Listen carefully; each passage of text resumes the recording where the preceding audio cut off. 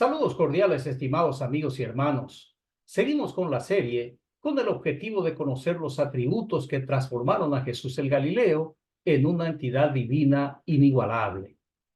Cada estudio sobre las raíces del cristianismo es presentado con una exégesis neutra e independiente, fuera de toda confesión religiosa y libre de cualquier dogma.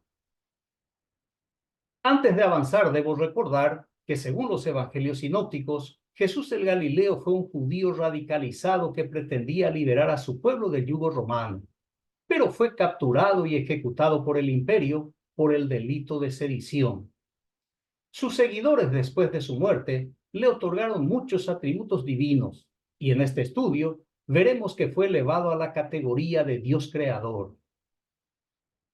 El agitador norteño recibió el título de Dios creador del escritor del cuarto evangelio. Juan capítulo 1 versículos 1 al 3, en la versión de la Biblia Jerusalén Latinoamericana 2007, dice cuanto sigue. En el principio existía la palabra, y la palabra estaba junto a Dios, y la palabra era Dios. Ella estaba en el principio junto a Dios. Todo se hizo por ella, y sin ella no se hizo nada.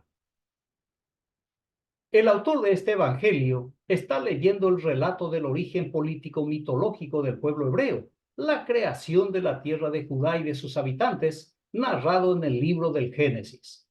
De allí extrae y magnifica el poder creador de Dios por medio de la palabra, y afirma que todo se hizo por medio de la palabra, y que sin la palabra de Dios no se hizo nada. A modo de ejemplo, tenemos el breve relato de la creación de la luz en Génesis 1:3. Dijo Dios, haya luz, y hubo luz. La estructura del relato de la creación tiene el formato repetitivo de que Dios dijo y se hizo. El mito de la creación a través de la palabra es lo más importante para el autor del cuarto evangelio. Por eso empieza su escrito destacando el poder de la palabra del Dios creador, sin mencionar el nombre del Dios del Antiguo Testamento, porque tiene en mente al nuevo Dios, a Jesús el Galileo, quien recibe y ostenta el título de Dios creador. La pista sobre la identidad del nuevo Dios creador recién aparece en los versículos 10 y 11 del capítulo 1 del Evangelio de Juan. Allí dice, en el mundo estaba, y el mundo fue hecho por ella, y el mundo no la conoció. Vino a los suyos, y los suyos no la recibieron. El texto afirma que el Dios creador, por medio de la palabra, que reside en otro mundo, vino a su mundo, al mundo que había creado, al mundo de los judíos. Para desgracia del Dios creador por medio de la palabra, los habitantes del mundo que creó en la tierra de Judá no le reconocieron como tal, sino que todo el pueblo lo rechazó y le envió al otro mundo, al mundo de los muertos.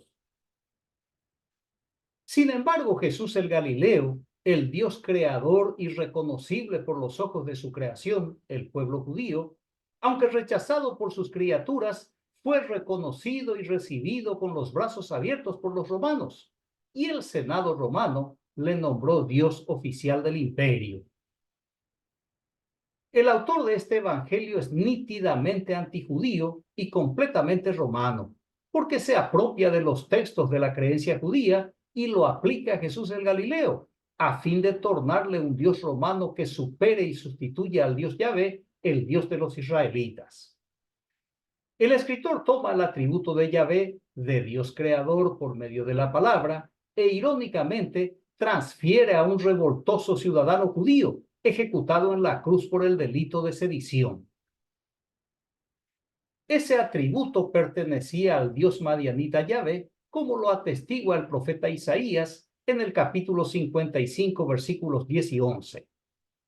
Dice allí, como desciende de los cielos la lluvia y la nieve y no vuelve allá, sino que riega la tierra y la hace germinar y producir, y da semilla al que siembra y pan al que come, así será mi palabra que sale de mi boca. No volverá a mí vacía, sino que hará todo lo que yo quiero y será prosperada en aquello para que la envíe.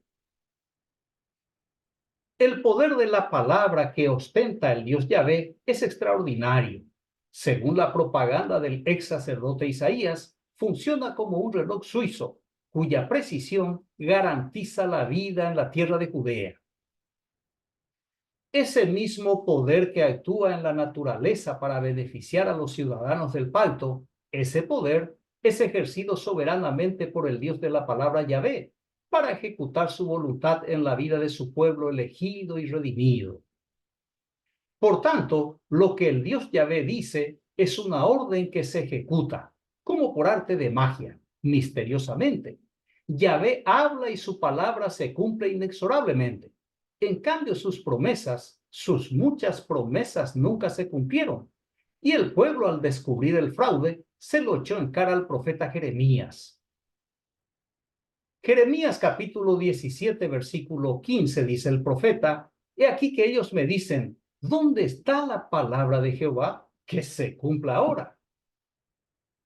No olvide que la élite sacerdotal es una autoridad política que ejerce su función con el empleo del lenguaje religioso porque gobierna un pueblo tribal, campesino, analfabeto y supersticioso. Y como cualquier político, con frecuencia ofrece al pueblo promesas, y para que tenga credibilidad su promesa, afirma que es la palabra creadora del Dios Yahvé. Pero Yahvé es solo un instrumento del clan sacerdotal. Es apenas un nombre, una imagen. Es simplemente una creencia instalada en el inconsciente colectivo para manipular a la gente con facilidad y eficacia. Por eso, las promesas hechas en nombre de Yahvé nunca se cumplían, y el pueblo, cansado de ser manipulado, encaró a Jeremías por el engaño. Es el fraude del profetismo presente en toda la extensión de la Biblia hebrea y la cristiana. No obstante, esa supuesta cualidad del Dios Yahvé, de ser un Dios creador a través de la palabra, es transferida a Jesús el Galileo por sus seguidores. Evangelio de Juan capítulo 1, versículos 10 y 11, dice: En el mundo estaba y el mundo fue hecho por ella, y el mundo no la conoció. Vino a los suyos y los suyos no la recibieron. Note que no es Yahvé el que visitó a su pueblo, sino Jesús el Galileo, el Dios creador del pueblo judío, que se hizo carne para visitar a sus criaturas.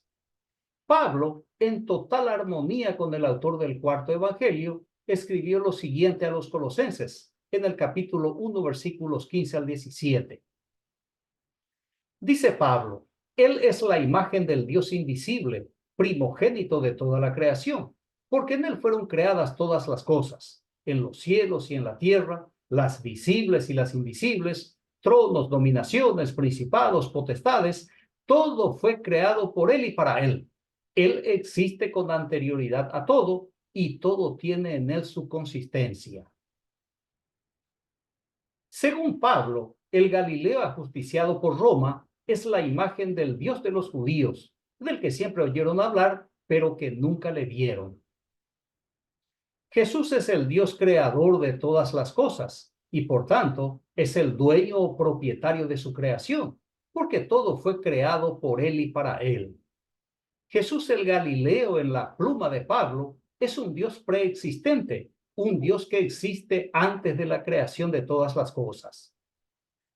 El autor del último libro de la Biblia cristiana refuerza la ideología religiosa cristológica formulada en el Evangelio de Juan y refrendada por Pablo. Apocalipsis capítulo 4, versículo 11 dice: Eres digno, Señor y Dios nuestro, de recibir la gloria, el honor y el poder, porque tú has creado el universo, por tu voluntad existe y fue creado. El Dios creador, a través de la palabra, que ni fue reconocido ni aceptado por el pueblo que le creó o que él creó, el vidente lo encuentra en el cielo, en el centro del control divino del universo, donde recibe loores como el Dios creador del universo. Por algún mecanismo divino, Jesús el Galileo fue promovido de Dios creador de Judá a Dios creador del universo. Y con ese nombramiento celestial, Jesús el Galileo supera al Dios Yahvé y a todos los dioses venerados en el Imperio Romano. Antes de terminar, considero oportuno mencionar el Salmo número 82, concretamente los versos 6 y 7. Allí dice: Yo dije, dioses sois y vosotros todos hijos de Elión. Sin embargo, como hombres moriréis, como cualquiera de los príncipes caeréis. Elión es el dios que ocupa la máxima posición entre los dioses y preside la asamblea de los dioses. Elión es dios de dioses, señor de señores, rey de reyes. Pero la mayoría de las versiones en castellano traducen intencionalmente por Altísimo, para que el lector no perciba que se trata de otra deidad y siga creyendo que el salmista se refiere al Dios Yahvé. Este fraude de los editores es con el fin de armonizar la Biblia con su doctrina, el monoteísmo, y proyectar la idea de que Yahvé es el único Dios existente en Israel y Judea. Otro ejemplo de esta manipulación vergonzosa es ocultar del lector que el Dios Elión es el Dios del rey Melquisedec y del patriarca Abraham. Génesis capítulo 14, versículos 18 al 20 dice: Pero Melquisedec, rey de Salem, sacerdote de Elión, sacó pan y vino, y lo bendijo diciendo: Bendito sea Abraham por Elión, poseedor de cielos y tierra, y bendito sea Elión quien entregó a tus adversarios en tu mano, y le entregó el diezmo de todo. Los traductores de este texto al Dios Elión sustituyen por Dios Altísimo, o simplemente Altísimo, y en otros textos, en lugar de Elión, ya ponen directamente el nombre de Yahvé. Las Biblias vendidas con estos horrores es una estafa al consumidor, porque le vende una mercancía adulterada, manufacturada intencionalmente para engañar al lector. Después de esta aclaración tan importante como necesaria, el autor del Salmo 82 retrata la asamblea celestial, donde el dios Elión preside la corte divina, y a los dioses inferiores que están bajo su mando, entre los cuales se encontraba el dios edomita Yahvé, les advierte que morirán como cualquier ser humano, que caerán como cae cualquier monarca o príncipe de un pueblo. Los dioses mueren como los seres humanos que les crearon, y los escritores de la Biblia cristiana al Nuevo Testamento eliminaron de sus páginas al Dios Yahvé, el Dios creador del pequeño pueblo de Judá. En su lugar, dieron nacimiento al Dios creador del universo, a Jesús el Galileo.